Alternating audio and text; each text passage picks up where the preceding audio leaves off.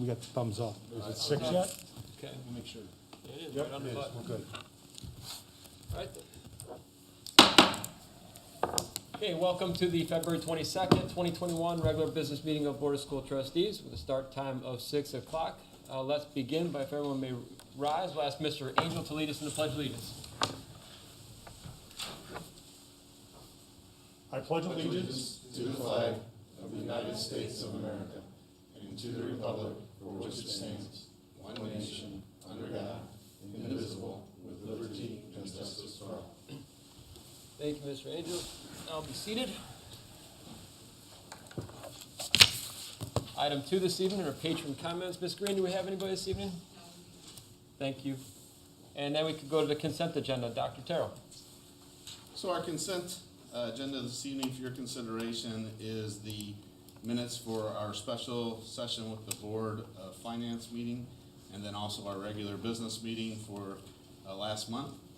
The uniform conflict of interest disclosure, disposition of stale dated checks, the end of the year resolution number 794, personnel agenda, and then the voucher registered checks as listed. Thank you, Dr. Terrell. You've heard the consent agenda as presented by Dr. Terrell. Do we have a motion to approve? So move. Second? Moved by Mr. Babjack and second by Mr. Angel. Any questions or comments for Dr. Terrell? If not, all those in favor signify by saying aye. Aye. Opposed? Dave, I will abstain because I wasn't present for the last meeting. Got it, Tom. Thank you. We got opposed? Motion carries 4-0, and Tom did abstain from not being present at the last meeting, Diana. I would be remiss just if I don't make a comment based on some of the individuals mentioned in the personnel agenda that are retiring. We have, there's all kinds of individuals, but 3 of them that just come to mind being in our finance department with Kara Bonich, Diane Spree, and then of course Karen Toth, our transportation director. We wish them nothing but the best, and those are going to be 3 spots that are going to be very difficult to fill based on their expertise and just professionalism that they've brought to those spots over the time. So congratulations to all 3 of them, and I'm hoping we find the next best people to fill those seats. And I thought about that this morning at 4 a.m. when my phone was ringing and I was having conversations with Karen about weather. And So, they will be dearly missed, so I want to make sure there was a notation in there based on their, everything they've done for the Crown Point School Corporation. I appreciate that. Artie was going to say Oh, something. sorry. No, Okay, all right, well, trust me, I've been around long enough to know that they're greatly appreciated, as all our employees are, but when someone's leaving us and doing the job that they've done for the years they've been here, thank you. Well said. Katie's got her work cut out for her, that's for sure. Thank you, Mr. Angel. Then moving to action items, we have 4.01, the 2021 summer school program. Mr. Hartman. Mr. Warning, members of the board, we're seeking your approval tonight of the 2021 summer school program. This will include high school, middle school, and elementary school. It'll be a very comprehensive program at the high school, 4 credit classes. There will be online classes. There will be our physical education classes, as well as some credit recovery. Those courses are for students who are missing credits, and it's time for them to make up. And there's also opportunity at the high school for what's called Restart. It's to help students to improve their grades in courses that they have been taking during the course of this year. At the elementary and middle school, a number of things are happening at the elementary and middle as we move hopefully to a green and bringing kids back in next year. And if you just kind of think about what that means, the terms that I've used is reentry. We're going to have students that are going to need to reenter into the school, and we think summer could be a viable time to help them in that transition. We think that there's an opportunity for advocacy for our students, as well as in the social emotional area. We anticipate and understand the learning gaps, and also we understand that there's interest-based. We want to get kids connected during the summer school program at the elementary schools. So this evening, we're seeking your approval of the 2021 summer school program. Thank you, Mr. Harmon. Heard the recommendation to approve the 2021 Crawford City School Corporation Summer School Program. Do we have a motion to approve? So moved. Moved by Mr. Angel and second by Mr. Hoffman. Any questions or comments from Mr. Harmon? Not. All those in favor signify by saying aye. Aye. Opposed? The motion carries 5-0. Thank you, Mr. Harmon. Thank you. And 4.02 is to purchase the student Chromebooks. Ms. Dowling. Thank you, Mr. President. This time of year, we're a little ahead of where we are normally due to some production concerns and delivery for our annual Chromebook purchase for incoming kindergartners, and then a refresh for the grade levels that are due. In the case for this year, that would be 9th grade. We're also purchasing some additional units to accommodate some growth that we're seeing coming in through kindergarten as well. So Mr. Gill took this to bid. These Chromebooks, as with prior years, last for 4 years. They are paid for through textbook rental. We are going to continue to utilize the rainy day fund as the financier for the purchase. And then the building level textbook rental will then repay the rainy day fund every year until that's paid for in full.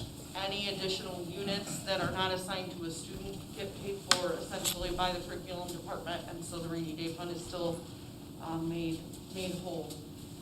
A change for this year, we included the appropriation in rainy day for purchasing these items as part of the annual budget process, so that we don't have to come in, ask for an additional. We just did it as part of the process. You might recall that from our budget meetings. So the administration would recommend approval to purchase 1,400 Dell 3100 touchscreens and 400 Dell 3100 non-touch Chromebooks, along with 1,800 Google management licenses from Electronic Strategies, Inc., ESI, at $500,192 even. Thank you, Ms. Dowling. You've heard the recommendation to purchase the student Chromebooks at a cost of $500,192 from Ms. Dowling. Do we have a motion to approve? So moved. Second. Moved by Mr. Babjack and second by Mr. Smith. Any questions or comments about the Chromebook purchase? Ms. Dawn, do we turn in any of the old ones? Do we get any kind of credit for anything that's taken its useful life out of the equation? So we don't lease them anymore. We purchase them outright because the buyback at the end is not to our advantage, it's to the advantage of the manufacturer. So we essentially keep the ones that come back to us as spares if they're usable, or for spare parts. And that's Or we through, recycle them. that's through the manufacturer. You said you said that we lease them? No, we don't anymore. We don't anymore. Purchase them Gotcha. outright, because the return, if you remember, costs us some money to reconcile that out. The odds that a Chromebook used by a student for 4 years is gonna be without any type of mark or imperfection is essentially slim to none. Amazing. Yeah. ESI, are we familiar with them? We've contracted with them in the past, They correct? have been a little bidder on these in the past. Any other questions or comments? My question is whether or not is this a vendor we've dealt with before?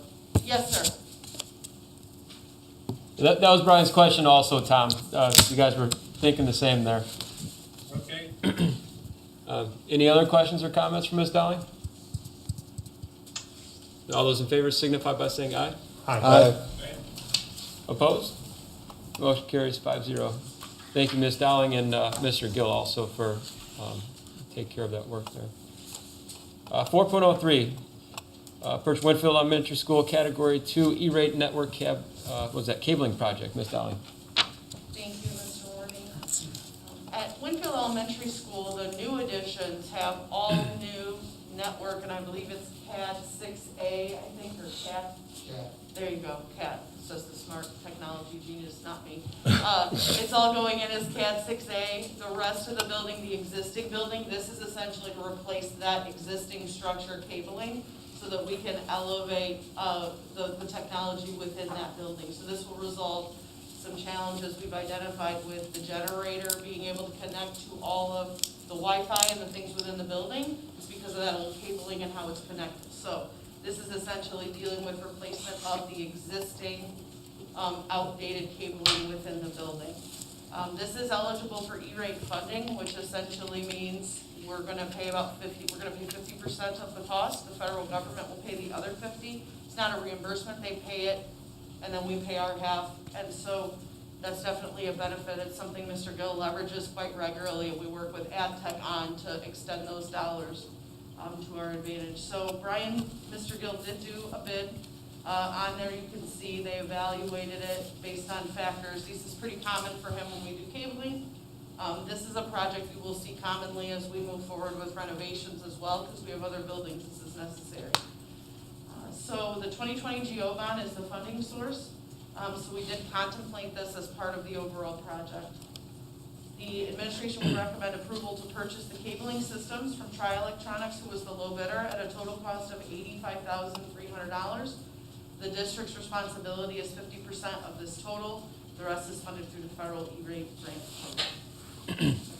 Thank you, Ms. Dowling. You've heard the recommendation to approve the purchase of the cabling system from Tri-Electronics at a total cost of $85,300. Do we have a motion to approve? So moved. Moved by Mr. Hoffman and second by Mr. yeah. Smith? Second. And second by Mr. Smith. Any questions or comments from Ms. Dowling on the cabling purchase?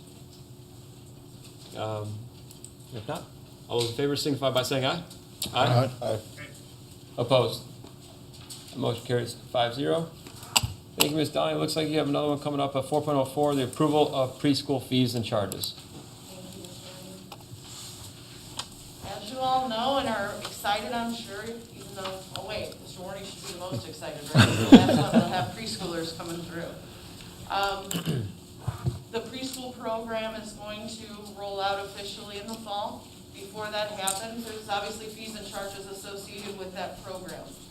I think normally we would handle this through part of the regular textbook rental process, but because of the need for pre-registration and to get some things done in advance, we're coming to you today to get authorization for the fees and charges associated with the program. Within the recommendation, you can see for children age 3, they'll attend 2 days per week. The monthly fee is $120. For children age 4, days per week is 3. The monthly fee is $180. And for children age 5, so 5 but maybe not eligible for kindergarten, it's a 5-day-a-week program, half days. The whole program is half days, correct? Yes.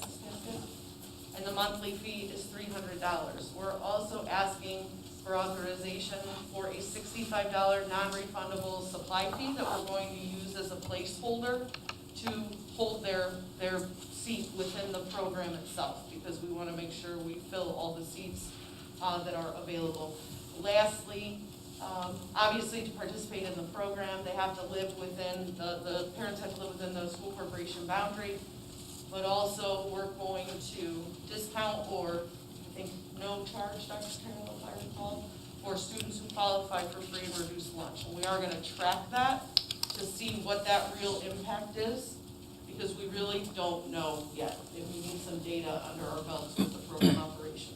So essentially, we're asking for your approval on those fees as indicated. For attendance, the $65 non-refundable supply fee, to have the corporation cover the cost for free and reduced lunch students. And that's our recommendation. Thank you, Ms. Dowling. For the recommendation to approve the preschool fees and charges and the amounts listed, do we have a motion to approve? So moved. Second. Moved by Mr. Angel and second by Mr. Babjack. Any questions or comments from Ms. Dowling? I'd have I heard you say it, but I just want to make sure I heard it correctly, that if a child qualifies for free and reduced, we'd hope that the fee would be waived completely, correct? Not a reduced rate, it would be a waived fee, okay. And then also, two more things. The monthly fee,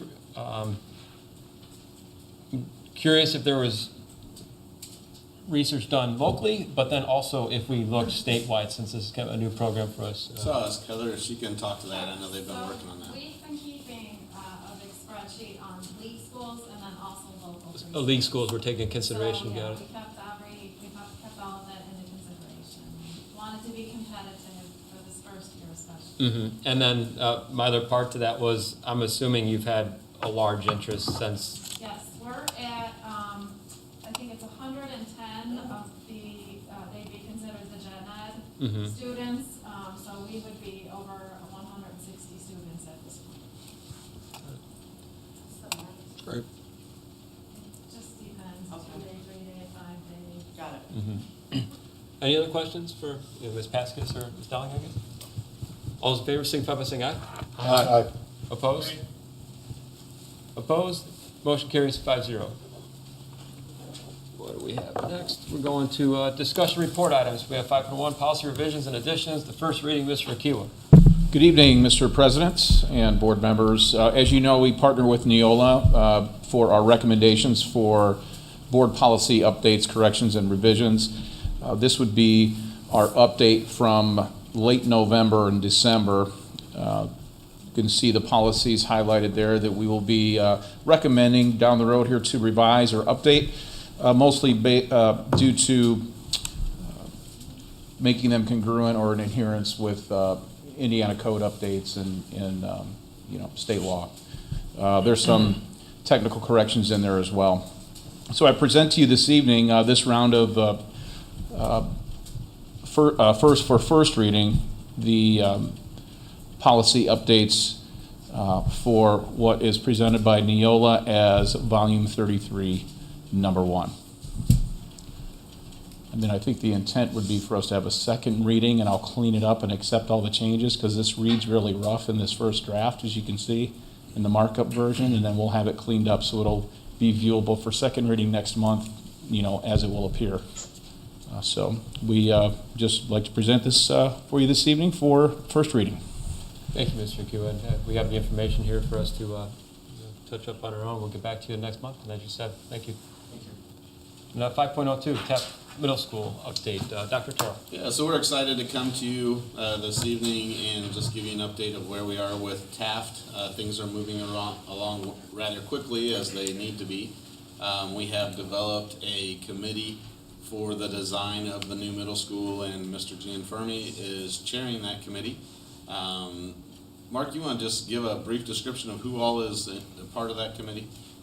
The larger committee, it's Dr. Carroll, Katie's on that committee, myself, Tracy Cyber, principal at Taft, and then the principal at Colonel Wheeler, Jake Rodriguez. And Mike. And Mike. Yes. Sorry, That's part of that as well. So, good. So, one of the things that one of our main goals this evening is to really come to you and designate the site that we're going to be using for the new Taft Middle School. As you know, the corporation currently owns 3 different sites east of 65, and we have been looking at those sites. We've had those for at least 15 years, maybe longer than that. The board years ago looked forward and saw what was coming and did a nice job of securing some property out there. So we have some property on 231, which is about 50 acres. We have another 100 acres, which is what we're calling the Gibson Street property, which is at the corner of Gibson and 121st Avenue. And then we have another 20-acre site, which is too small for a middle school as we are looking at this. So as we've been going through this process, we've been working with Skillman and Gibraltar just to kind of get some preliminary ideas of locations, reviewing topography, reviewing different aspects with traffic, with roads, and looking at the development that's coming. As you guys are aware, most of the projects we're doing are looking at how do we stay ahead of the curve of what's coming. We anticipate literally thousands of homes to be built here in the next 4 to 5 years. And we know from different areas, different acreages that are being purchased right now by different groups who are designing subdivisions in different places for people to live, that east of 65 is at least 1,000, maybe it could be up to twice that many homes in the next 4 to 5 years. So with that in mind, looking at our population, looking at what's coming, trying to make sure that we are reasonable with our expectations there. So got a couple of things we want to show you here. This is not new to you. You've seen this as we went through our hearings, and kind of gives you the locations of our different school districts.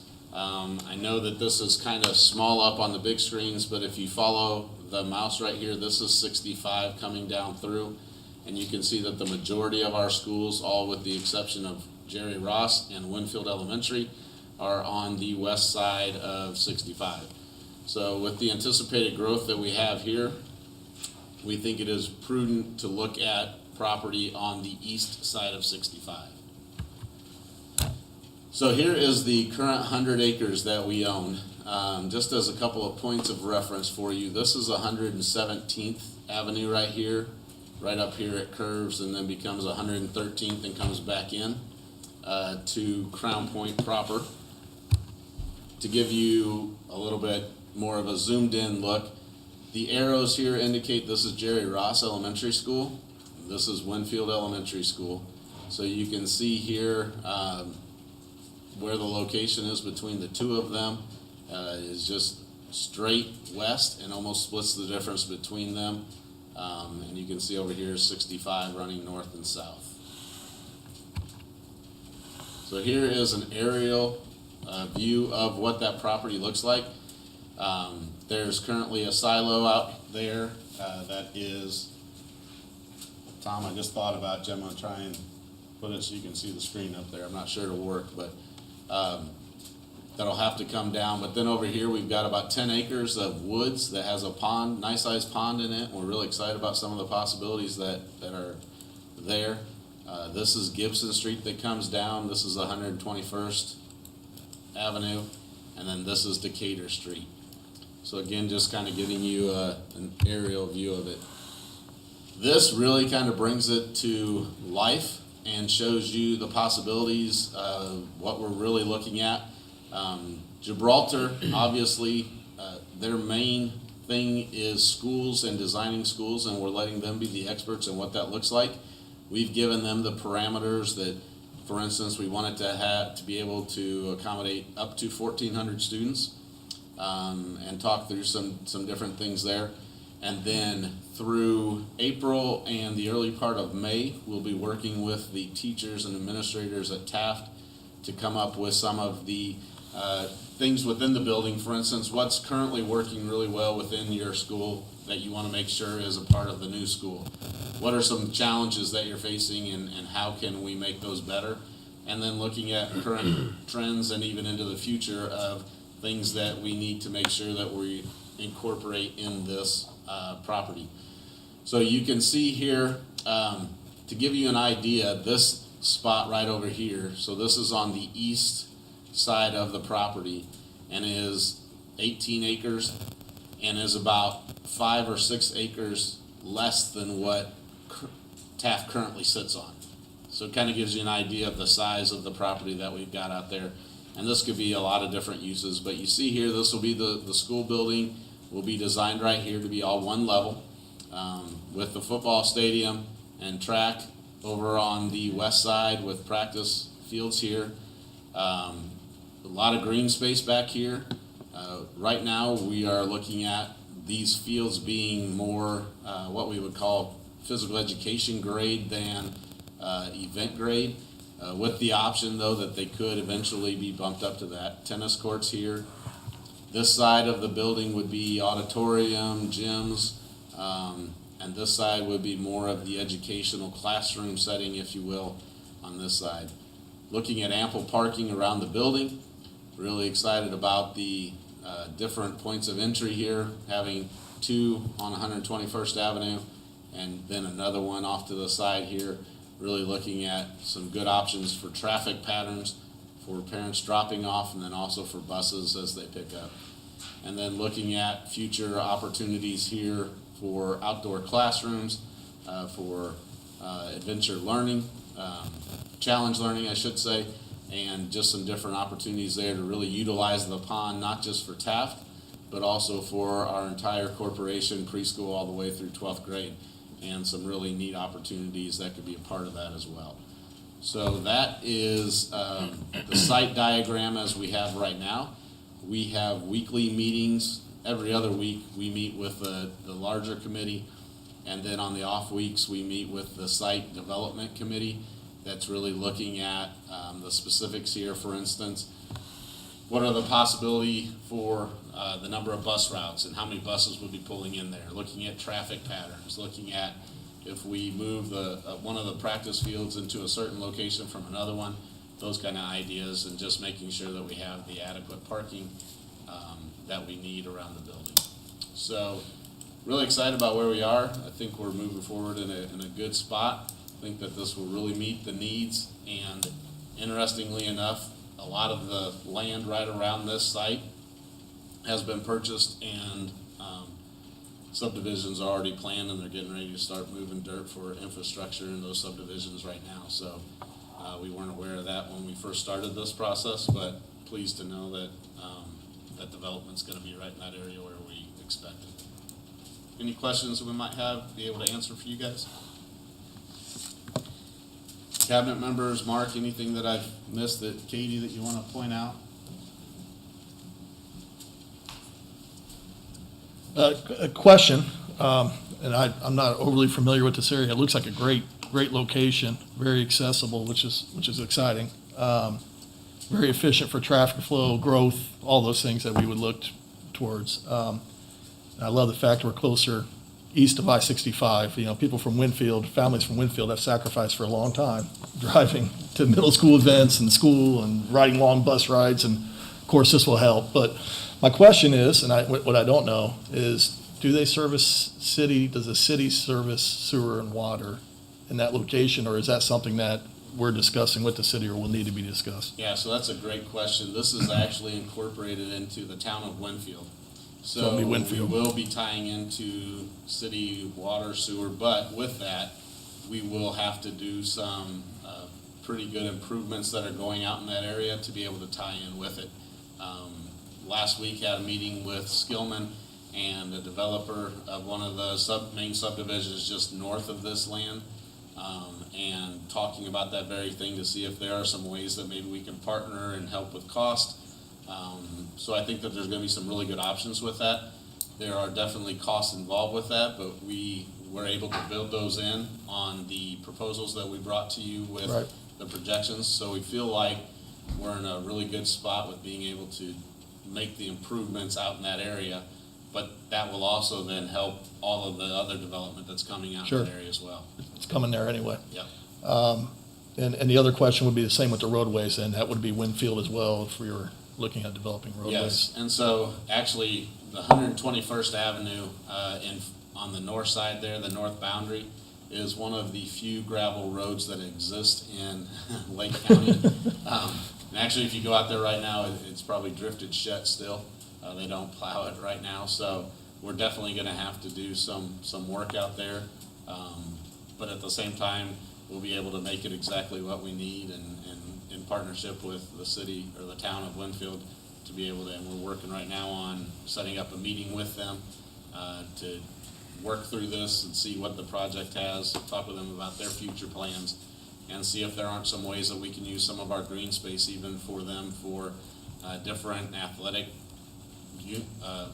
little league stuff, youth sports, to see if there are some ways that we can utilize that property for them. Being a public school corporation, we want our public to be able to use our facilities, and want to go into that with the intention as we design this to make it that it's able to be used by our people. Yeah. That's great. Todd, you mentioned that there was a silo on the property, and it just reminded me of the fact that when I was a kid, we had a farm property, had a silo on it, and we had a hired man who took that silo down with a sledgehammer. Oh, yeah. That's your job. Right up there with all that School. wood you were cutting at your house, right? That's right. Yeah, one of the benefits that it appears is that it's not going to be overly disruptive with buses and why we do this and the build out of there's not a lot of housing there yet. So Correct. the timing is really good. Yeah, for we'll be able to development. get in there before a lot of that takes place. Also, if you'll notice, on the east side over there off of Gibson Street, there are several homes right over there, probably 4 or 5 different homes, and then there's one in the south east corner of our rectangle there, and we're trying to be mindful and be good neighbors of them. So if you'll notice that driveway that comes out on Gibson Street, we're making sure that that's in a location where lights aren't going to be shining at people's homes, trying to The whole idea with the stadiums being over on the west side there, and leaving up as many trees as we can, and right now there's a pretty good tree line right there. It's just a big corn bean field, depending on the year, right beside it, but trying to make sure that the light from the fields and different things that are going on there, that it's respectful of what's happening in the community as well. Great, And thanks. Gibson flows to 117th and gives you easy access off of 231. And then once 121st gets completed, you'd actually have 3 access points of getting the property pretty easily, so. That's great. It does And make a lot so of sense. Gibson running down to 100 to 251, you have to kind of make a couple little jogs there, but yes. And it does run all the way up to 117th, and I'm sure that people understand there's gonna have to be, and there's already planned improvements being made on 109th right now, going out to Winfield, and so this obviously is going to increase some traffic there, but also as you head west on 121st Street, you can take that all the way over to Iowa, I believe it is, and shoot right up, so it'll increase the ability there to get to where you need to be on Iowa, which then can shoot right out on 251 as well. It's nice to have enough additional land where you're not like cramming it in, Right. trying to figure out how it's gonna fit. So you, like I mentioned, this is that additional 18 acres up here, and then there's probably an additional 10-ish acres right in here. And again, there's some water runoff possibilities here for wetlands, so the site is really set up well for us and what we're gonna need with drainage for parking lots and the different options there. Tom, I thought you were gonna say we need to start an FFA program out here with this silo, but wasn't sure where you're going with that one. No, I just was thinking about how we could take that silo down. I'm sure that the guys from Skillman would love to have some help with it, so. You'll be well rested after all that time in Arizona, Tom. Right. There you go. So, if there is anything else, that's the update that I had for you this evening as far as Taft goes and our project there. Are we 100% sure we're going to call it Taft? Right now, that's the plan. Okay. Yeah. Yep. Any other questions about the Taft Middle School update? If not, Dr. Trillo, you want to move to 5.03, the calendar update? Next thing I'd like to just talk with you guys a little bit is looking at our school calendar for the 21-22 school year, and then also try something a little bit different for us here at Crown Point Schools, and that is to look at a two-year calendar for the 22-23 school year as well. So a couple of weeks ago, we sent out a survey after going through discussion with our teachers, and sent it to our staff and shared it with teachers, staff members, administrators, and then we also sent out a survey to our parents and families as well to try and gain some information from them. And we went into this really looking at a couple of guiding concepts, a few guiding concepts, as we prepared to look at our calendar and see if there were possibly some changes that we felt like could really benefit our students and our community. One of the main guiding concepts that we really wanted to stick with was being able to end first semester before Christmas break, especially impacting the high school students for a lot of different reasons. Part of that is to do with our dual credit courses and our university, our higher ed partners, and looking at their timelines with their semesters and the end dates that they have, carrying that over into January. There were some challenges that went with that were things that if we could change would really help us. Also with our advanced placement courses that we offer at the high school, and we offer a great deal of those, and looking at the challenges there again with the timelines. And then also we have several students every year who graduate early at the semester break, and many of them want to get right into the college setting and make that transition in January. And so ending before Christmas break gives them that opportunity to make that transition more smoothly and puts them in a really good position there. So we looked at that. Along with that, then we also wanted to look at the possibilities of adding a day to Thanksgiving break to help ease not only our teachers and staff members, but also our families who travel on Thanksgiving weekend, giving them that additional day.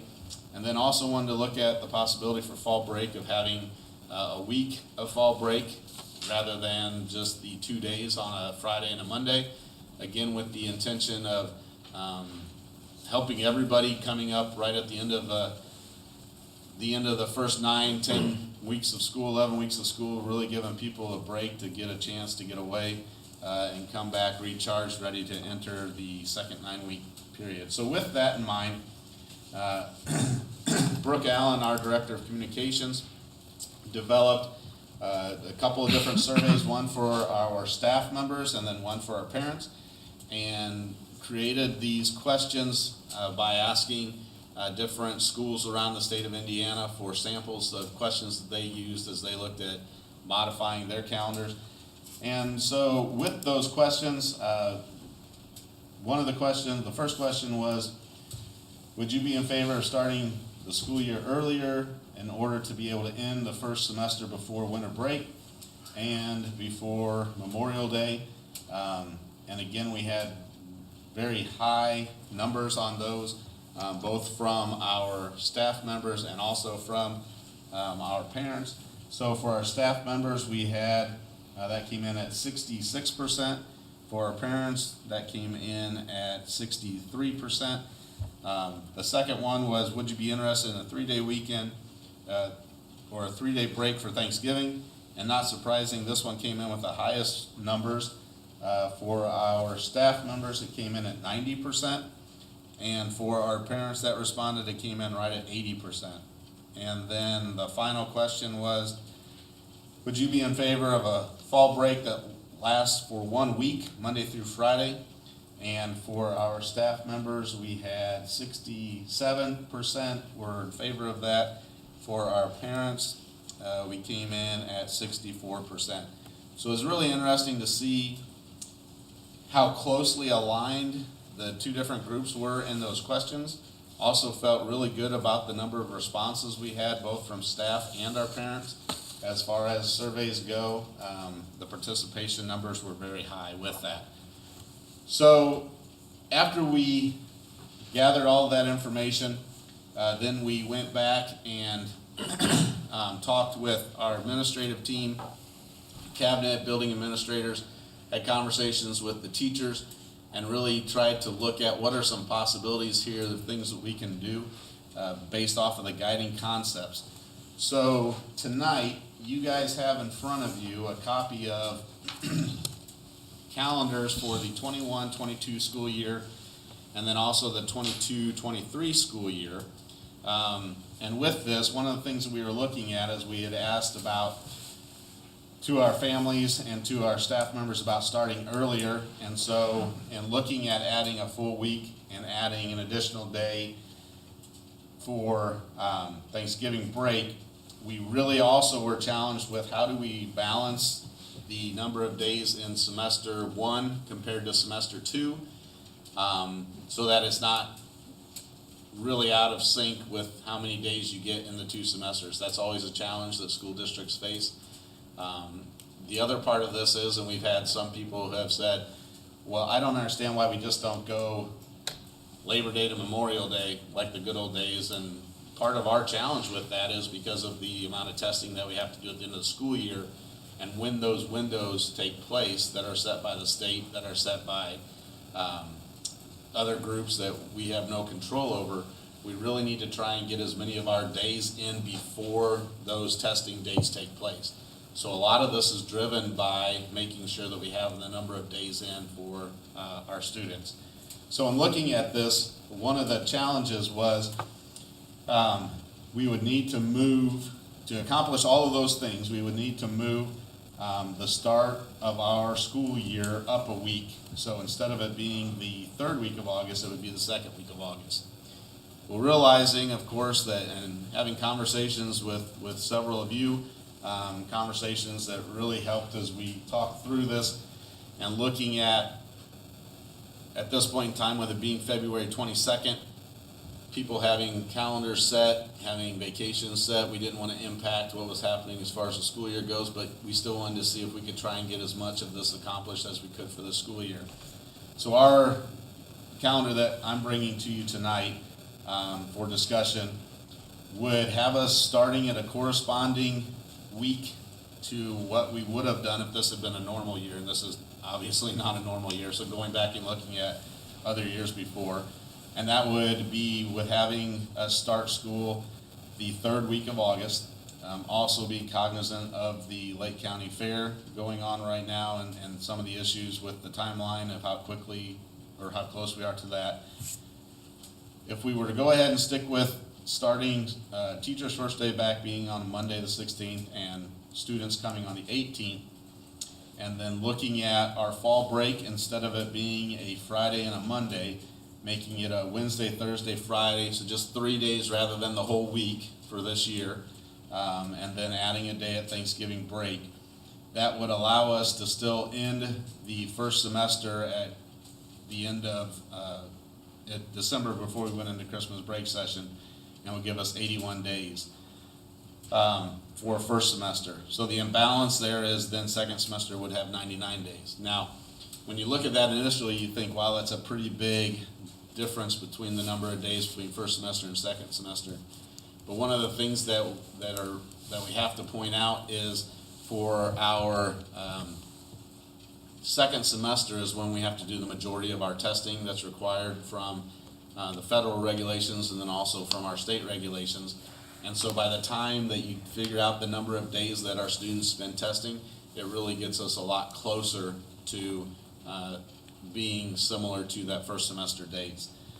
So with this, and looking at that with not moving that week up yet for the 21-22 school year, what that would do then is give us an end date for our students on Thursday, June 2nd, and for our teachers of Friday, June 3rd.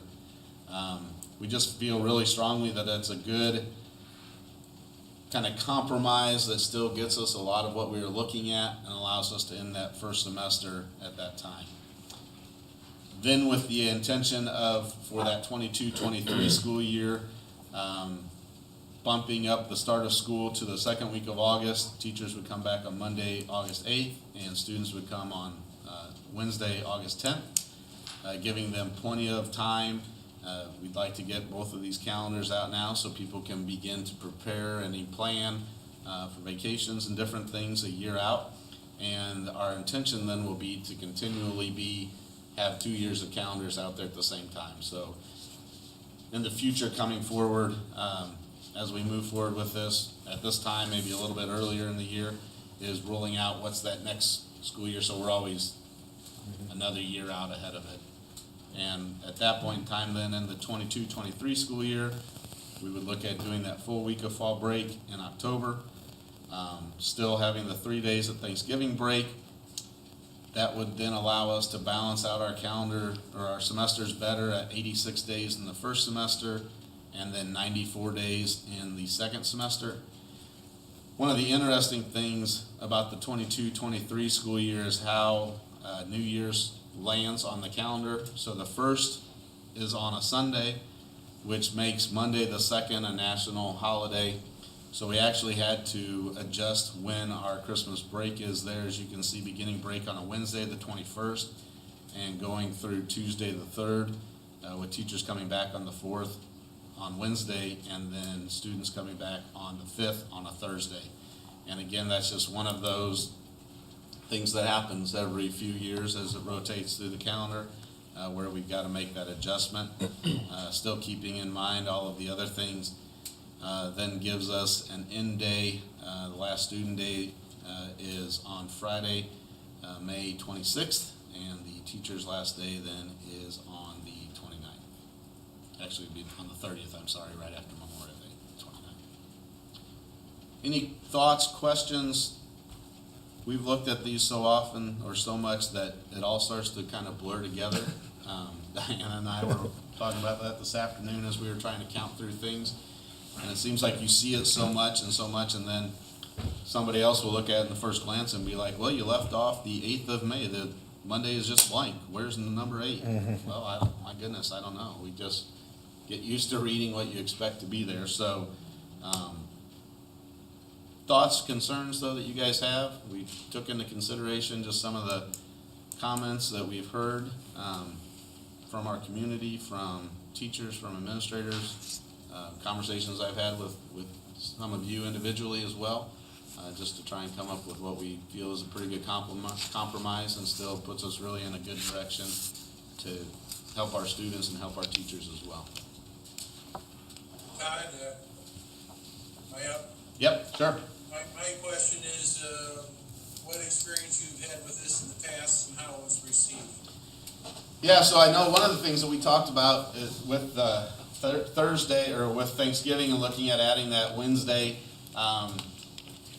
That's always a challenge for us because of staffing, and we have people who are traveling, and so a lot of absences that we have to fill with subs on that day. And it has really been positive and been received well in other districts that I've been in when we've incorporated this. So that has been, and with the 90% in favor of that for our staff, it makes it kind of a no-brainer that that's something we really need to make sure that we do. As far as ending before Christmas, that has been really helpful, especially as the early college thing has become a much bigger deal. Earning dual credits has really become something that is now just not, wow, that's something that's neat that your school's able to provide, but really has become the expectation, and being able to help our students with that. The idea of that fall break, having a week-long time has really been great for teachers. It's been great for students to really, when you're at that 9-10 week mark and you're about to hit the wall and you get a nice little reprieve there. The other benefit that comes to this as we look at our athletic programs is so often students who participate in spring sports don't get a week break during the school year because they're always in season during that time. This then gives them that opportunity to have that as well. So all of these things have been really well received where I've seen it in a couple of different districts, and has turned out to be really positive.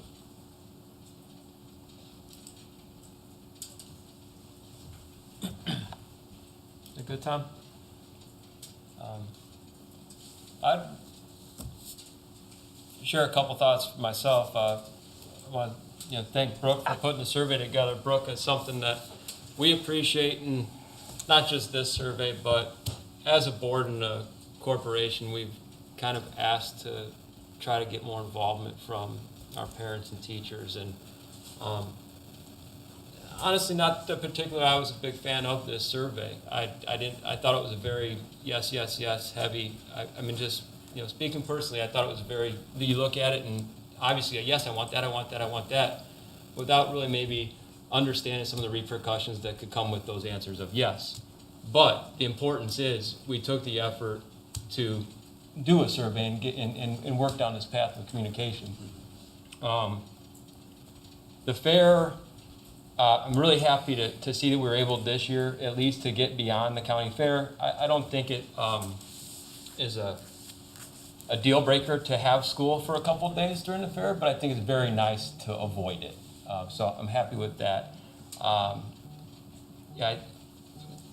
understand that the number one goal, and going through some conversation, I might get a little bit long-winded here, but I think it's worth expressing that for myself to understand all the reasons that Dr. Terrell's already mentioned about getting done before the semester break, it is just so important, and thank you for those explanations. I think for all of us to understand, Brian and I had conversations about the potential benefits of going beyond the break, but I think everything we've been told trumps, and have a good understanding why we need to get it done. And Mr. Angel, with the children just going through high school, understands the importance of that, be able to just shut it down at the break. So, but then you want to get done before the break, you're going to have to find, things to give up on the other side. For me, I'm more of I want summer to go as long as it can for the kids, and the fall break, I would sacrifice a couple days to get one more of the weekends in summer. But then you get, and sorry, I'm just recapping again what you said, because it's important. You go back and forth, so you have this, you got to give away that. to lose the spring break opportunity for the families that can't do a spring break. Or just the fact that, I'm not sure about this, but financially, is it more affordable to travel in October than in March for, to help families out? So, we've talked around this in circles, and it's hard for me to swallow the 22 calendar year to start the week of the 8th. I don't think I can come up with much reason to not support everything that you've given us. I mean, if there's further discussion and you find out that we can shave those 3 days back off of the full Thanksgiving fall break and go back to the 2 days, or go a couple, a day extra into the December week of the 21st or 22nd to get over the hump of the next weekend of August, I'd be all in favor for that. But I just want to, wanted to get that off my chest to explain my personal thoughts and say that as much as I came after, like Todd would think, what about this, Todd? What about that, Todd? What about this, Todd? What about that, Todd? Everything he came back towards me with made sense. So, sorry about that. A little bit long-winded, but want to explain our conversations we've had. Yeah, I would just add, I think it's important to make decisions that are based on putting our students in a position to succeed. What will help benefit them with their education. And we can't lose focus of that. I mean, is anybody excited about going to school in mid-August? No. No. And my kids will probably tell me I'm the worst board member ever and I should, be thrown off. But the truth is it's they're going to be happy when it comes to the end of May and they're off, right? I mean, it's all relative speaking. I do think that as a baseball player in high school, I never got a spring break. My family never got to get away for a vacation. If you played a spring sport, you didn't get away. That's just the way it was. In that aspect, I don't think that should make a determination either. But I could see from this calendar, 81 days first semester, 99 days second semester, it makes sense to shift that calendar. It just does for purposes of our students and their education. With, like you said, it was well said, Todd, for their college, their school, to get out, to end it before Christmas, it makes sense. And I believe, we didn't speak about this, but a lot of schools in our state are doing this or have done it already. We're a little bit behind. I never want to be an administration or a corporation that's afraid to make change just because we've always done it the way we've done it. I don't think that should be our label. We have to be willing to try and entertain new things to do the best job we can do. So this is a fair compromise. I appreciate the administration, the recommendation here not to do it this August, because I do think that would have presented major problems, not letting families adjust and prepare, just out of respect, and I think it was the right thing to do. So I would support this. I think everybody will adjust by then, and it seems to make sense from an education perspective, and I would have to support that. Good, thank you. Any other thoughts? Calendar doesn't affect you anymore. It doesn't, but I can tell you, based on being on the board a long time, one of the main complaints, sort of thing, recommendations was to finish the semester before Christmas break. Yeah. And you get elected as a board member, and it's to do what's best for students, and then you keep everybody else involved, including our teachers, our administrators, and then parents as part of that equation. So, but it starts with the students. So I think by doing this, we're putting what our number one goal is putting kids first. And I think this is a step in the right direction. It's what everybody wanted. It's what the parents wanted. It's what the teachers wanted. So why wouldn't you do it? So looks good. I appreciate the time period of taking 2 years to get there as well. I think it's real important to thank our staff and our parents as well for participating. One of the things that I heard as began this journey with all of you was we need to get input and be able to receive information. And part of that is, though, people have to be willing to share back with you, and the numbers that we had of the participants were really, really high. So we feel really good about that and appreciate people's willingness to share back with us. So thank you. Let's move forward to information items. We have the superintendent discussion groups. And anything that anybody would like to share out of either Cedar Lake, Crown Point, Winfield, just kind of open it up to Brian, do you have anything, or? No, I mean, there's just.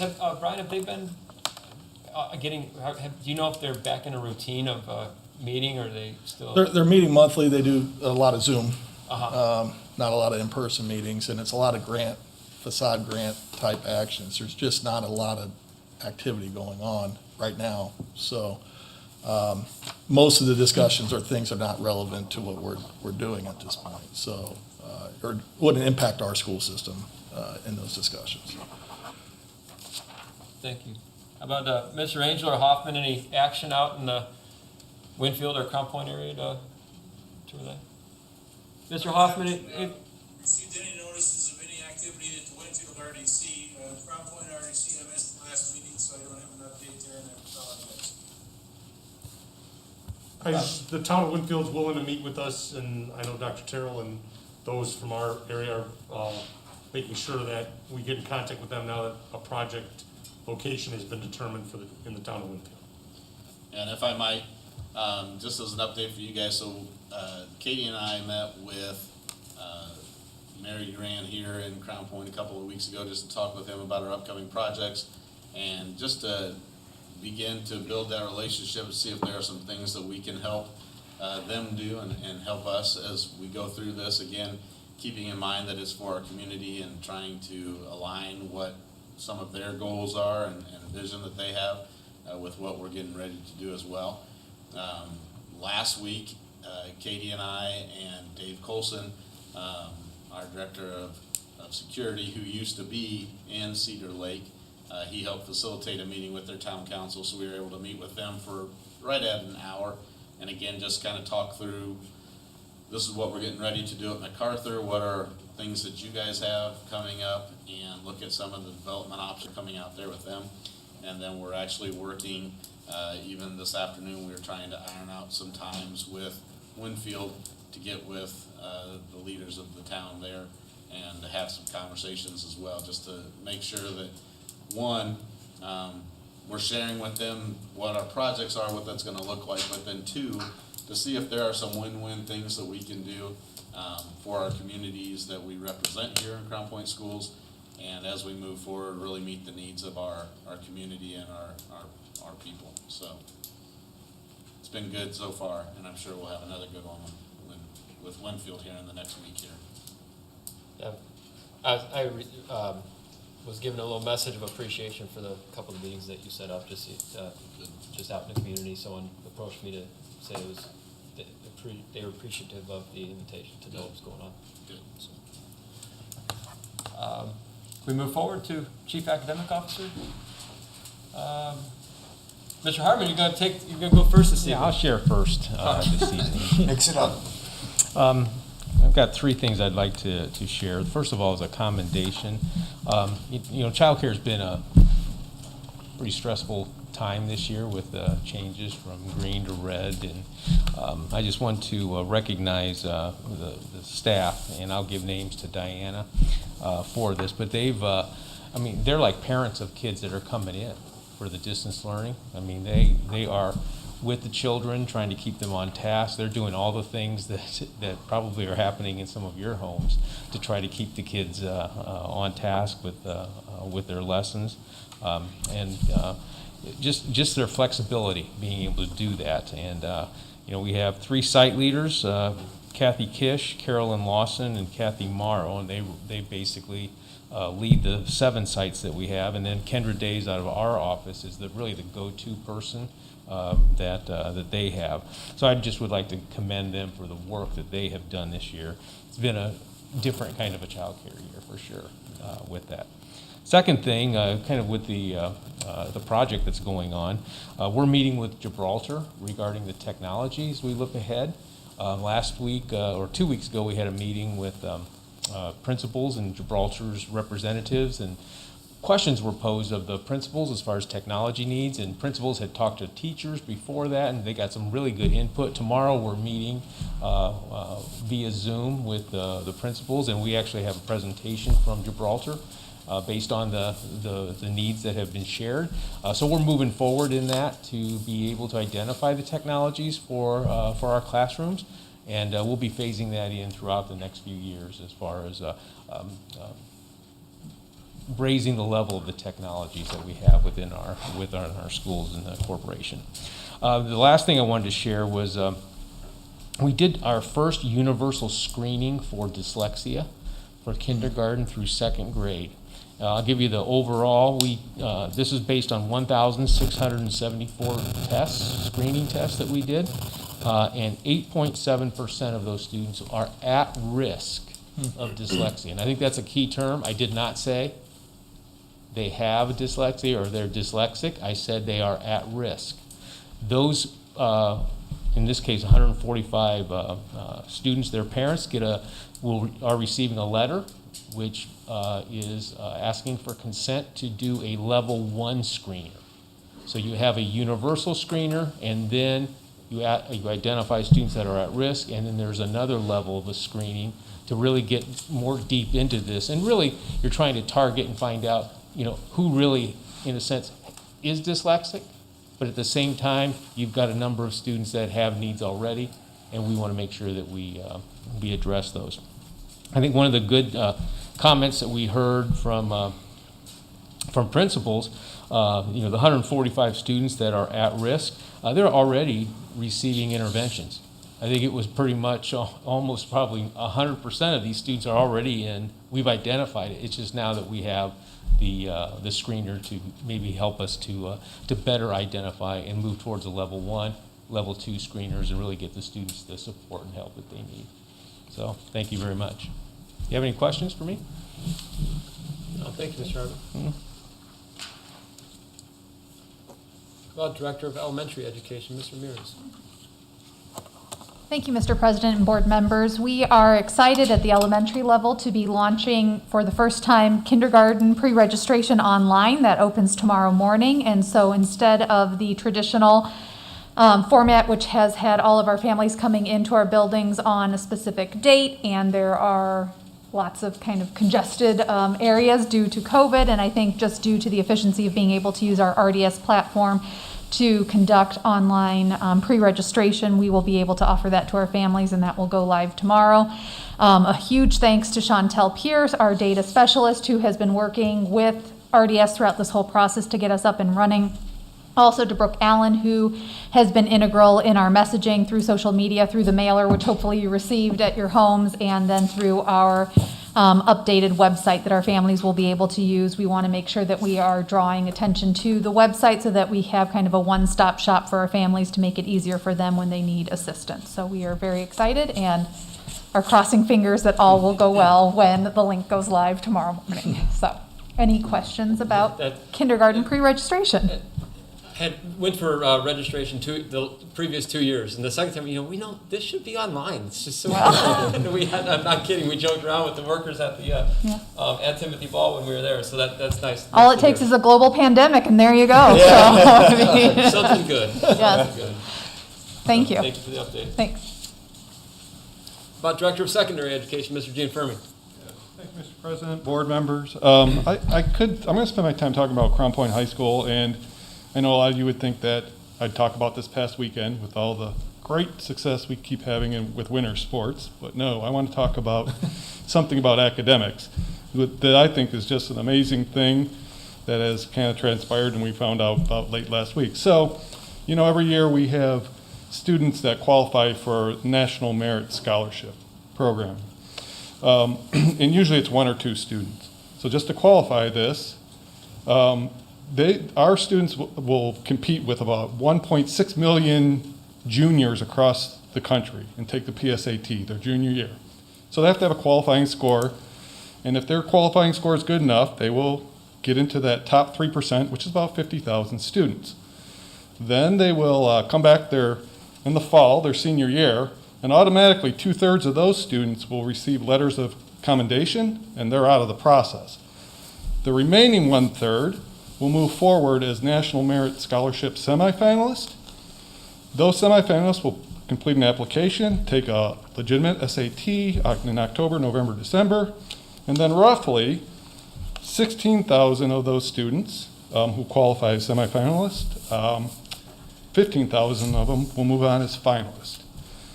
So you're talking about students who started 1.6 million students They're in this top 1% of the country, and this year, Crown Point High School has 9 seniors who have qualified as National Merit Scholarship finalists.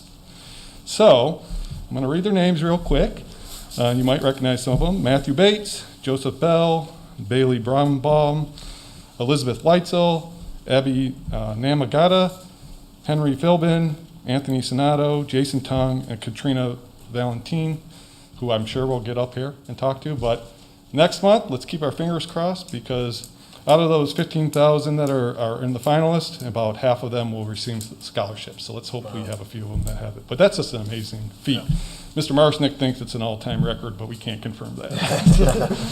So that's what I had to report. Maybe you get that before Brooke gets that out to the papers. So you got it hot off the press there. So any questions or concerns? That's awesome. News. Good information. Okay. Thanks. Thank you, Mr. Gianfermi. Director of Exceptional Education, Ms. Paskus.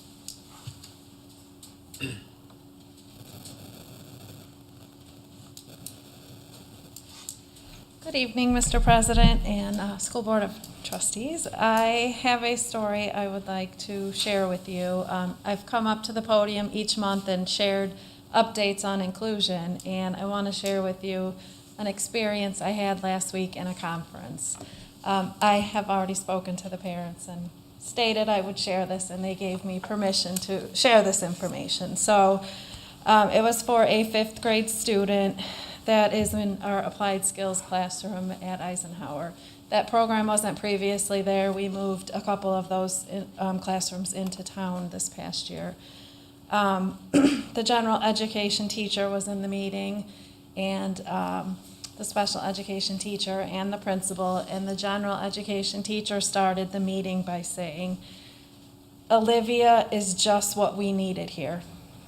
They had never really had that kind of inclusion at Eisenhower. For the first time in her school career, she's actually at her home school. Years past, she had been bused to Winfield or Jerry Ross. She recently had a birthday party. They invited her classmates. They all came. They didn't want to leave. The mom said that the girls were wanting to cancel their gymnastics lessons because they wanted to stay at Olivia's party. As we were meeting, Olivia was home for the day with some of her other classmates for, quarantine. And they were upstairs at that time FaceTiming, the girls from the class. They are truly friends. So for me, it just spoke to inclusion is so much bigger than academics. It's all about the friendships, the community, the sense of belonging, and what we've provided to that family. And Olivia, I mean, we all had chills. Parents were crying. So I just want you to know this work, although we're just beginning it, it's already having such a huge impact. And I want to thank Callie Dado, Jennifer Menier, and Jennifer Chiquina, because without the 3 of those staff members pushing this, it wouldn't be happening like it is. So just wanted to share that good news. That's awesome. Thank you. Thank you. And Chief Human Resource Officer, Mr. Kiwa. Thank you, Mr. President, board members. Just a brief comment on staffing.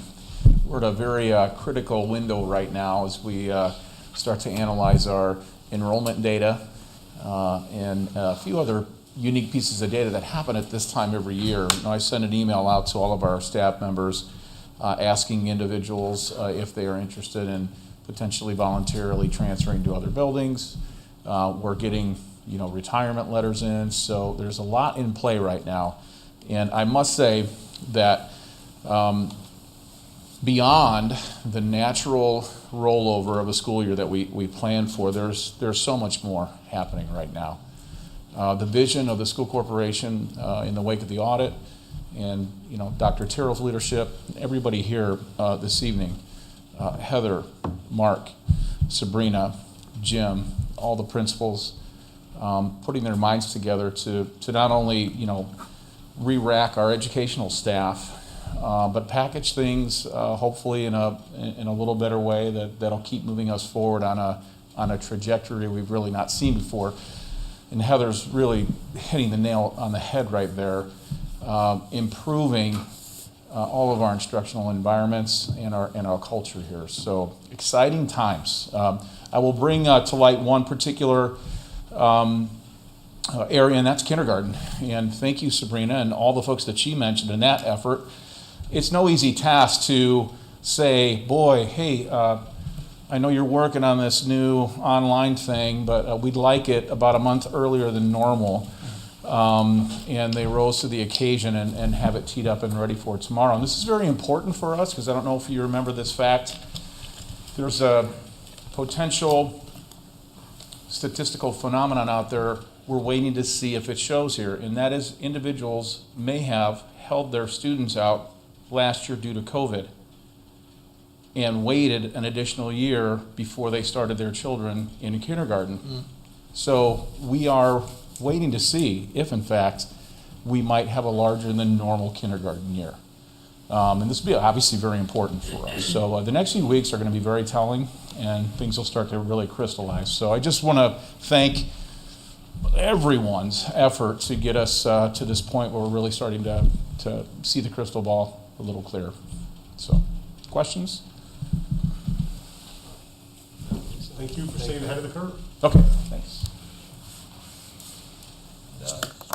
Katie left.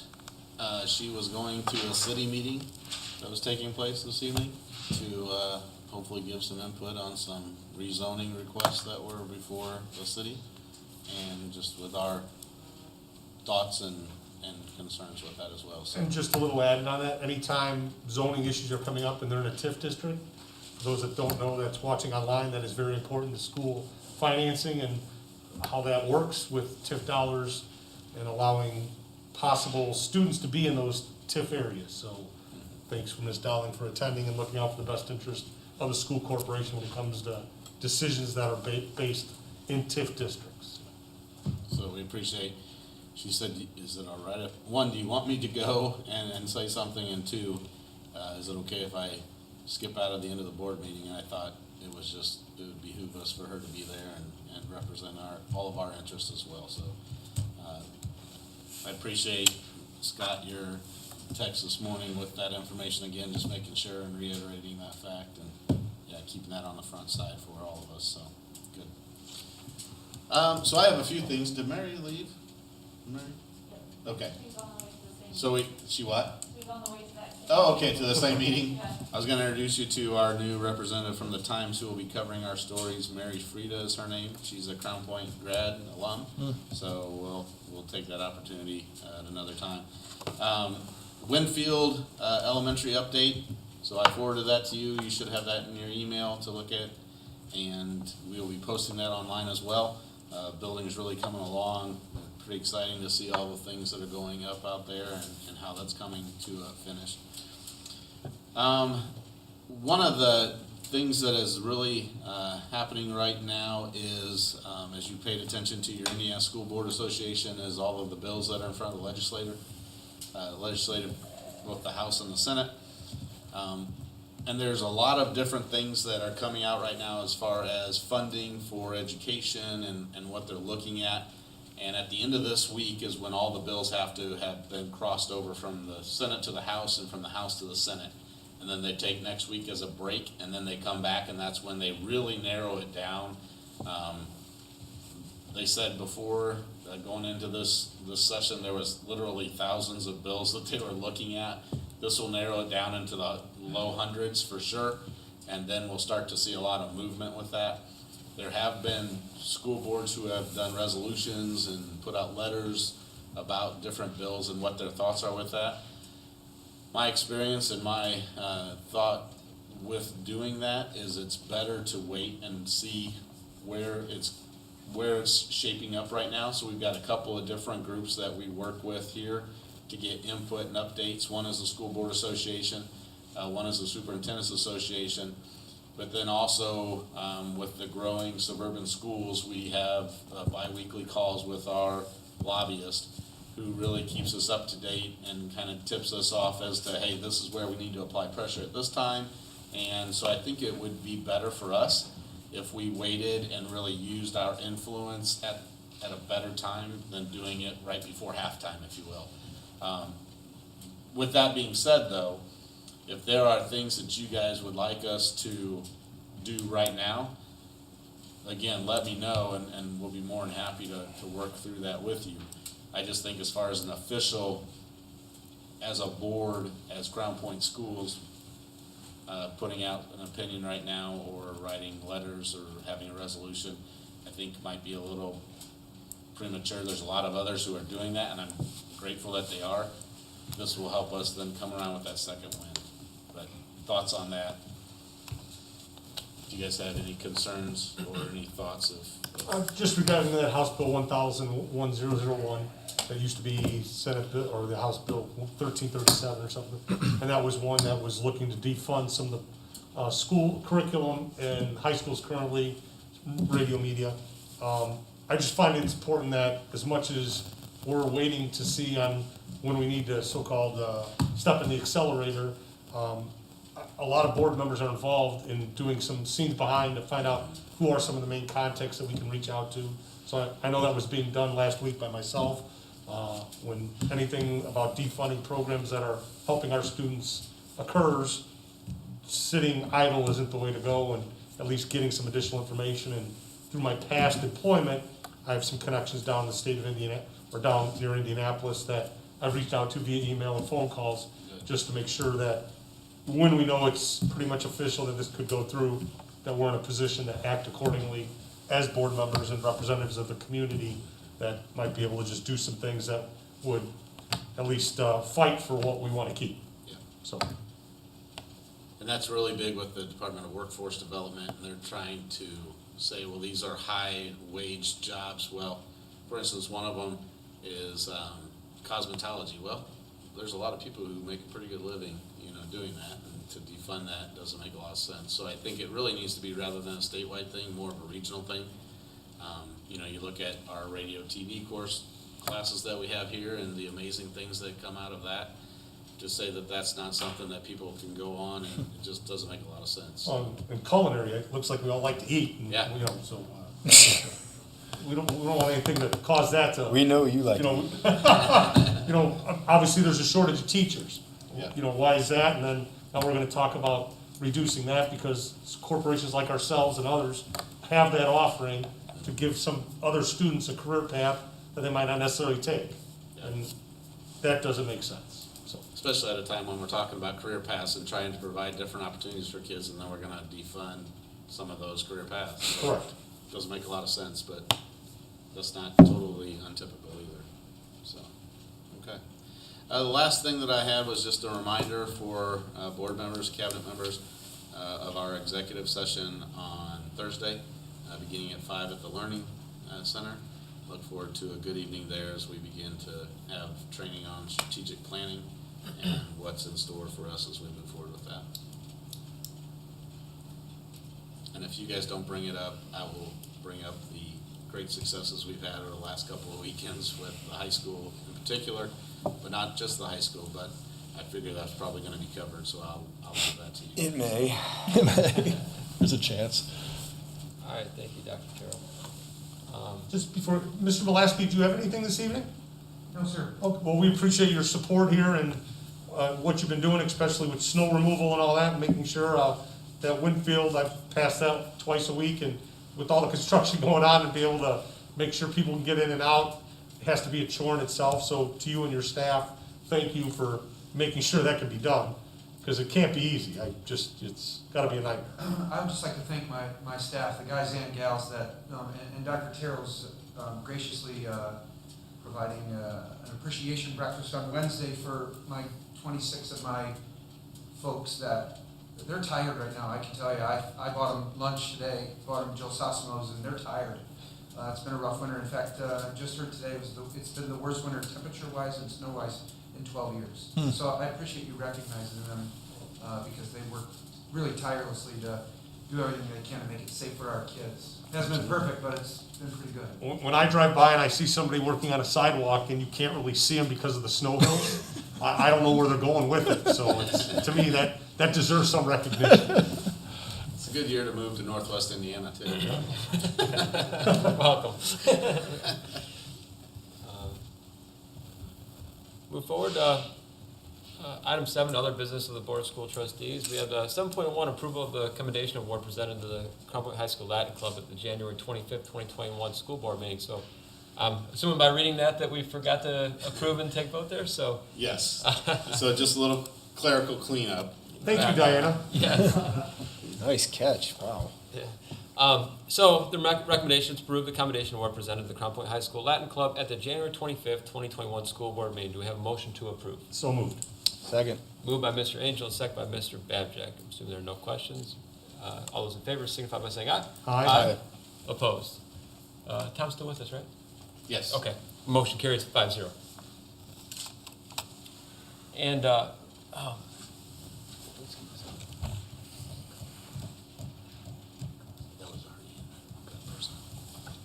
already in. Any other business that you would like to make mention of? We talked about it earlier, but just a quick comment on the location for the middle school. I just want to circle back to say it's really exciting. The location looks great, especially considering the others. It looks superior to the other choices. And credit to the board and the administration that was forward-thinking however many years ago. So appreciate what the... Were you a part of that?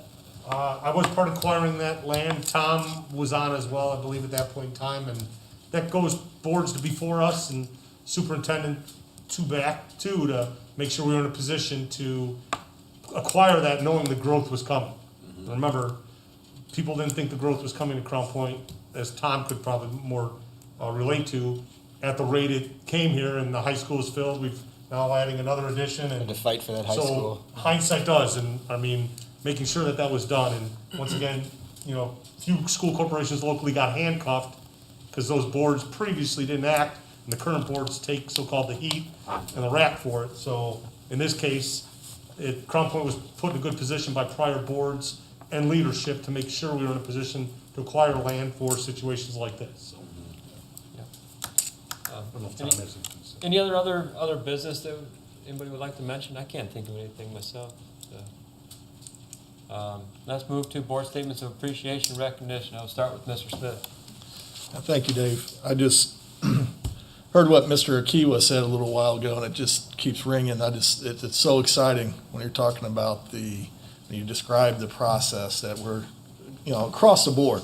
We're just taking everything out, and it's honestly hard to keep up. When I hear your story and you hear about the different programs and the child care, and you hear all these different moving pieces, not just busy, but doing it well. It's going to be effective. You're seeing the results of that already by what Heather shared, and what could get us more excited than that, than seeing children be impacted, their lives be impacted, right? That's our dream, right? For any teacher, anybody that's in education, you want to impact lives. It's not just teaching. So how exciting is that? But I just don't, I said it before, and I'll keep reiterating it, average is not good enough for us. And I'm so excited when you said that. It reminded me. It said, we need to keep moving, keep excelling, keep pushing harder. So I appreciate all your guys' hard work. It's an honor to be up here watching it. It really is. So you guys have done a great job. That goes with our teachers and our students too, who have continued to adjust all year. Scheduling back and forth, and now we're back to 4 days at the secondary level, and it just seems seamless, from our perspective. So, but I know a ton of hard work went into that. So, nothing changes that quickly, without a lot of hard work coming into it. So I just want to continue to commend them, the building leaders, the teachers, our students, our families, for continuing to adjust and work with us. And all things considered, it's been great this year. So with that being said, our student athletes are just rock stars right now. They're excelling like crazy. It's exciting. It's really well done. So I took one piece of this, so I'll take the swimming team and congratulate them on their success and wish them the best this week as they go down and they compete. And so we got a real opportunity to do something really cool. It just seems like there's success everywhere. So what a blessing it is to be a part of Crown Point and to be part of the school system. So good luck to the swim team and those individual swimmers swimming this weekend. Yeah, I mean, I'm gonna speak briefly about the wrestling program and how they continue to frankly dominate, even at a state level. But Mark, I appreciate you, sharing the information with the national scholars today, because that's not stuff that we get exposed to regularly. This is easy stuff that the entire community sees. So for you to take the podium and discuss how a new record, I believe, has been set, and how we've awesome. quadrupled what we typically do, and that's a gigantic achievement. So I appreciate that, and I know the rest of the board does as well.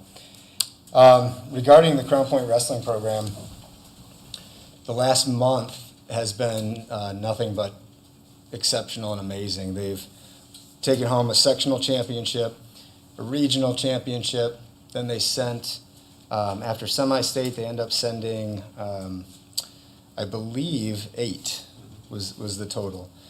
And according to Coach, I was texting with Coach Hawkins the other day, and he said that that's a record for Crown Point, which they did 8 last year as well. So the back-to-back years of sending 8 wrestlers to state is phenomenal, and it puts them in you got to send that many to have a chance to take it. So, the boys got down to state, and we ended up putting two wrestlers in the championship matches, one at 120 and one at 138.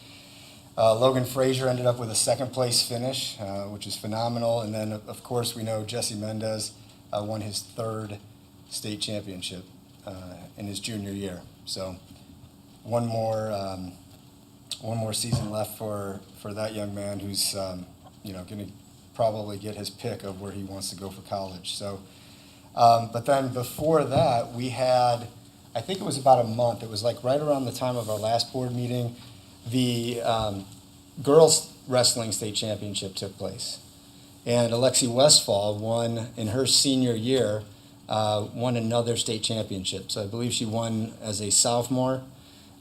She's placed all 4 years. So state championship as a sophomore, state championship as a senior. Phenomenal. I see the work that goes into it. I'm experiencing it now as a parent who has kids that are in middle school and in elementary school, and how they participate within the youth program as well as the middle school program. I mean, from top to bottom, that's what you have to develop and get these types of championships. It has to start with the kids at a very early age, and the wrestling program has done an exceptional job of doing that. So congratulations to the wrestling program, Coach Lord. Thank you, Scott. Ms. Rainer. Before I get to the girls' basketball team, I'd just like to say thanks to the community and the high school. I was fortunate enough to attend both senior nights for our girls' basketball players and our boys, and that's cheerleaders, dancers, and all that. And the support is just overwhelming with what they put on for them, and all of our senior athletes, moving on to college next year. It's nice to see that even during a pandemic that we could still honor them for their, performance and years of playing that sport. So thank you to all those parents, the high school, for putting on those, senior nights, because they are special when it's one of your own kids, and I know I went through that in prior years. So thank you to all that are involved with that.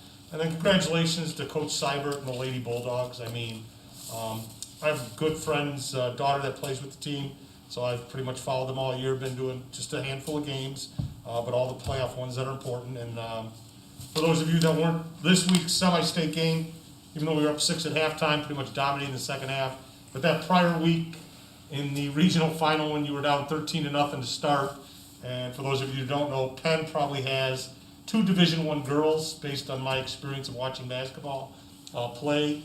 And next thing you know, we were down 13-12, and then took the lead early in the second quarter and never looked back. So true testament of a winner and a champion is when cards are stacked against you, you battle back and you move on. And they did that. And congratulations to our semi-state Lady Bulldogs. And they will play Brownsburg, who in the state title game Saturday night, 7 o'clock our time down in Indianapolis. Don't be deceived. I'm one of those kind of crazy guys that actually looks things up. So I saw some video of Brownsburg, and even though they may have 10 losses, I don't think all those girls were on the team, and they might have had some COVID issues during the year, Because if you would have saw this team destroy the 6th-ranked team in the state by 22 points in their game Saturday night, just don't be perceived by that record. So we will have our hands full, and the best of luck to Coach Seibert, the Lady Bulldogs on Saturday, and to an outstanding season so far. But like most of us say, when one of our favorite teams is playing, let's win it all. So good luck to them. That's great. You can, I'm sorry, is that it, Scott? No, that's it. Okay. Well, like I said, it's nice to drive down 231 and see the marquee in front of in Wheeler right now. I believe it's still there. It's a great day to be a Bulldog, proud day to be a Bulldog. So everything we spoke about tonight kind of encompasses that. And want to repeat the appreciation to Ms. Dato and Chiquina. And I missed the last. Mr. Okay. Yes. I mean, what a story. Thank you for sharing that with us. And I like like Brian says, sometimes you hear something just rings on you. It's not all about academics. It's about, and we know that, but to hear you say that and how the child was affected is awesome. Mm-hmm. The communication that we mentioned, throughout the year, we've been trying to be better, and I think we're getting a little bit better with some of the board communication, emails from the community that may come to the board. It's been a trying year with the red, the green, the yellow, and some of the communication we had in the beginning wasn't so easy to talk with the other side and have everyone be on the same page. But recently, some of the emails that have come through, I just want to, if anybody is listening, just show some appreciation towards those emails and the questions that were asked and the intent of asking them, and just trying to do better for their children or their children, their community, their school, whatever might be going on. And while dealing through a couple, Mr. Kiwa has helped, so thank you. But Mr. Marcinek continues to amaze me as a principal of our high school in his passion to connect with children. I mean, it's not much more needs to be said about it, but I knew Mr. Marcinek. I knew he was a great person, but there is no fake in his trying to, when he comes in front of us and says, well, it's the best decision for the kids, it's what I do for the kids, just continuously proves that. And just want to thank him for continuing to, not just academically, but to do a great job with developing young men and women and making sure they're on the right path. We've had a couple instances last month, and each time has been handled incredibly well. So, that's it for me. I'd be remiss if we didn't say thank you to Mr. McKee back there filling in for Mr. Gill. Thank you for making sure that everybody could follow at home tonight, so we appreciate your efforts. That's right. And Mr. Hoffman, I skipped over your laptop there. Number one, I said I really appreciate the fact that I'm missing the worst winter we've had in 12 years. But secondly, seriously, as you fellows know, my father-in-law passed away January 24th. And I would like to thank all of the volunteers, whether it be in our school corporation, the YMCA, their church, their hospital, students helping students. My father-in-law volunteered at the Phoenix airport in a group called the Navigators. And their job was to help people find their gates, their connections, their ground transportation, baggage, whatever it was. He volunteered nearly 12,000 hours. 12,000 hours helping people. But every little bit helps somebody. So I really want to thank those people who volunteer and do it with a great deal of sincerity. And I've got to tell you guys that, so when we had one of our weather delays that went out at like 6 o'clock in the evening and we called off school the next day, shortly after that phone call went off, my cell phone rings and I look at it and it says, Tom. And I'm like, oh, are you kidding me? I knew he was in Arizona. And I picked up the phone and I said, hey, I'm not sure why you're calling, but if it's to rub it in that it's 80 degrees where you are and minus 10 here where I am, this is not going to be a very pleasant conversation. So he was just calling just to check and make sure things were going okay. But Tom, we look forward to getting you back here, and know your father-in-law had a great impact down there, and appreciate the impact you have here and the volunteer hours and service you provide to our community as well. Thank you.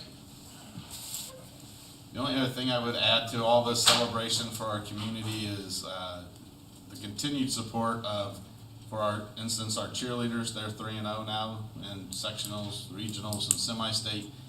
Our dancers and the way that they perform, it's just awesome to see the way our kids support each other and come up. But then also there's this older couple that's kind of crazy, and they keep buying out all the fireworks stands that I do.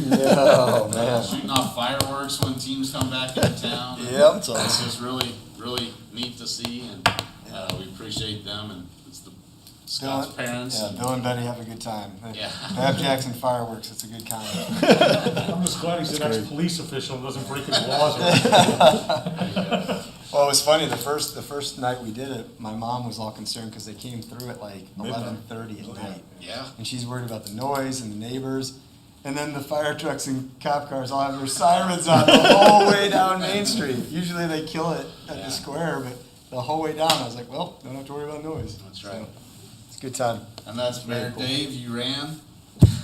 Yeah. I'll give his number, but I don't have it right now for those who want to complain about it. But we appreciate the mayor's support as well, and everything they do for our kids. Make it memorable. Well, in fact, thank you, I appreciate you bringing that up, because between the mayor and Dave Crane, the fire chief, they're the ones that I'm texting back and forth with when the girls are finishing, giving them updates on where they are with the game and coordinating how far they are from the hookup point for the escort and stuff like that. So it's, they go out of their way to get drivers there, and everybody kind of pitches in, so it's awesome. It's a community effort. It's cool. All right. Anything else from anybody? If not, look for a motion to adjourn. So moved. Second. Moved by Mr. Angel and second by Mr. Babchick. All those in favor signify by saying aye. Aye. Opposed? Motion carries 5-0.